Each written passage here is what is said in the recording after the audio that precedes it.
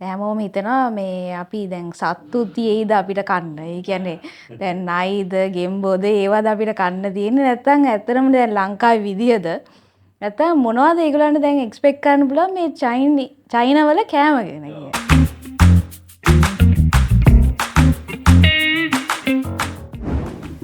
දැන් චයිනාවල කෑම දැන් මම පෞද්ගලිකව ගත්ත චීන කෑම වියට්නාම් කෑම කන්න හරි ආසයි මම. මොකද හේතුව දැන් චීන කෑම ගොඩක් මතයක් තියෙනවානේ කන්න බෑ.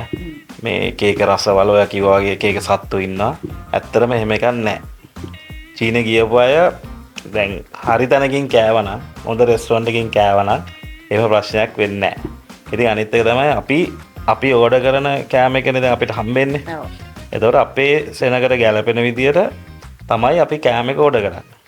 නිකන් ගිහිල්ලා අපිට අපි දන්නේ නැති කෑම අරගෙන කෑවත් ප්‍රශ්නයක් තියෙනවා. හැබැයි අර අපිට ගැලපෙන විදිහට අපි කෑම එක ඕඩර් කරගන්න ඕනේ. එතකොට ඉතින් ප්‍රශ්නයක් නැහැ. ඉතින් අපේ ටුවර්ස් වල අපි ඒකයි ඔක ෆුල් බෝඩ් කරලා තියෙන්නේ. 3 වෙලම කෑම දෙන්නේ ඒකයි. ඔව්. එතකොට කෑම ප්‍රශ්නයක් නම් අද වෙනකන් චයිනා එකේ අපිට ඇවිල්ලා නැහැ. ඒතර මේක කන්න බෑ අරම වගේ එහෙම කියන්නේ නැහැ කවුරු.